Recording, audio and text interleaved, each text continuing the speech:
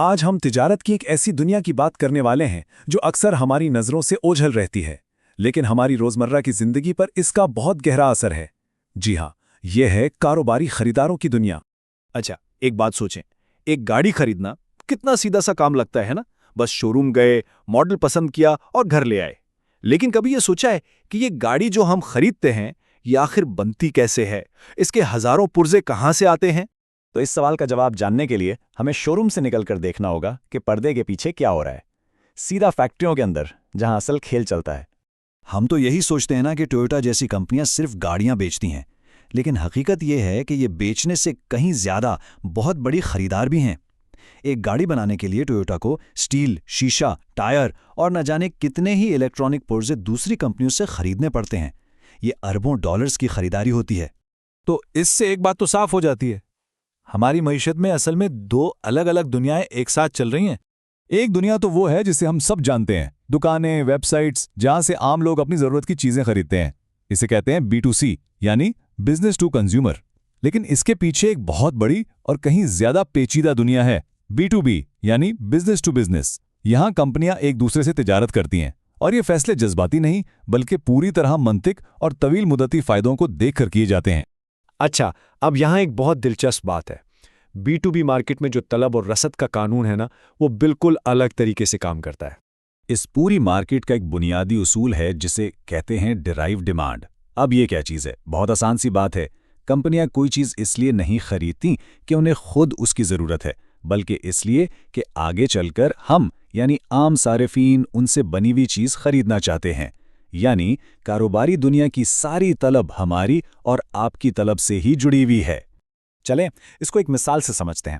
مان لیں کہ مارکیٹ میں الیکٹرک گاڑیوں کا رجحان بڑھ جاتا ہے، لوگ زیادہ الیکٹرک کاریں خریدنا شروع کر دیتے ہیں۔ یہ ہے صارفی طلب۔ اب اس ڈیمانڈ کو پورا کرنے کے لیے ٹیسلا کو کیا کرنا پڑے گا؟ ظاہر ہے زیادہ گاڑیاں بنانی پڑیں گی، اور اس کے لیے انہیں زیادہ بیٹریوں کی ضرورت ہوگی، تو وہ فوراً بیٹری بنانے والی کمپنیوں کو بڑے بڑے آرڈر دینا شروع کر دیں گے۔ اور یہ سلسلہ یہی نہیں رکتا۔ اب بیٹری بنانے والی کمپنیوں کو زیادہ لیتھیم چاہیے ہوگا، تو وہ کانکنی کرنے والی کمپنیوں سے زیادہ مال خریدیں گی۔ دیکھا آپ نے ایک صارف کے فیصلے نے کیسے پوری سپلائی چین میں ایک لہر دوڑا دی؟ اور یہ لہر یہ دونوں طرف چلتی ہے۔ اگر الیکٹرک گاڑیوں کی مانگ میں صرف 10% کمی آئے تو ہو سکتا ہے ٹیسلا بیٹریوں کے آرڈر 30% کم کر دے، اور اس کے جواب میں بیٹری کمپنی لیتھیم کے آرڈر میں شاید 60% تک کی کمی کر دے۔ اسی کو بل وپ ایفیکٹ کہتے ہیں، جہاں طلب میں ایک چھوٹا سا اتار چڑھاؤ سپلائی چین میں پیچھے کی طرف ایک بڑے طوفان میں بدل جاتا ہے۔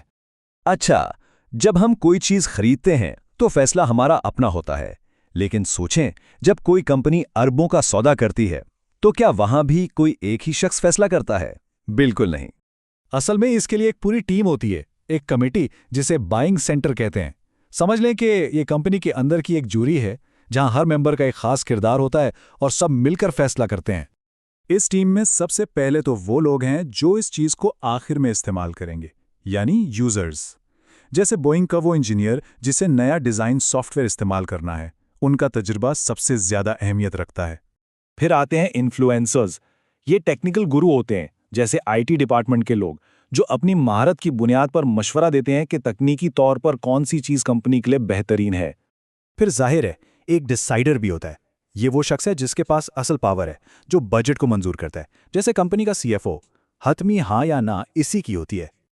اور آخر میں ایک بہت ہی اہم کردار، گیٹ کیپر۔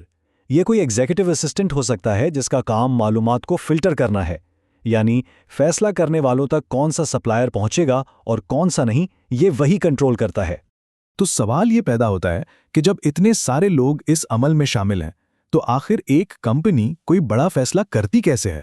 دیکھیں، ہر کاروباری خریداری ایک جیسی نہیں ہوتی۔ ایک طرف تو ہے دفتر کے لیے کاغذ کا آرڈر دینا، یہ ایک معمولی کا تقریباً خودکار فیصلہ ہے، اسے اسٹریٹ بائی کہتے ہیں۔ لیکن دوسری طرف پوری کمپنی کے لیے ایک نیا عالمی سافٹ ویئر سسٹم خریدنا، یہ ایک نیا ٹاسک ہے۔ یہ بہت پیچیدہ، مہنگا اور پرخطرہ کام ہے، جس میں پوری بائنگ کمیٹی مہینوں تک سوچ بچار کرتی ہے۔ تو ایسے ہی بڑے اور نئے کاموں کے لیے ایک پورا باقاعدہ پروسیس فالو کیا جاتا ہے۔ پہلا قدم مسئلے کو پہچاننا، دوسرا قدم صحیح سپلائر کی تلاش اور ان کا ہر پہلو سے جائزہ لینا، اور تیسرا قدم سودا کرنا اور پھر اس سپلائر کی کارکردگی پر مسلسل نظر رکھنا۔ تو اصل بات یہ ہے کہ جو بھی چیز ہمارے ہاتھ میں ہے وہ دراصل بزنس ٹو بزنس فیصلوں کی ایک بہت لمبی کہانی کا صرف آخری صفحہ ہے۔ ہم صارفین کو جو مارکیٹ نظر آتی ہے وہ تو بس ایک برف کے تودے کا وہ سرا ہے جو پانی سے باہر ہے۔ اصل بہت بڑی دنیا تو سطح کے نیچے چھپی ہوئی ہے۔ تو کیا اس کا مطلب یہ ہے کہ اصل طاقت صارف کے ہاتھ میں نہیں بلکہ ان کمپنیوں کے پیچیدہ نیٹ ورک کے ہاتھ میں ہے جو پردے کے پیچھے یہ سارے فیصلے کر رہی ہیں؟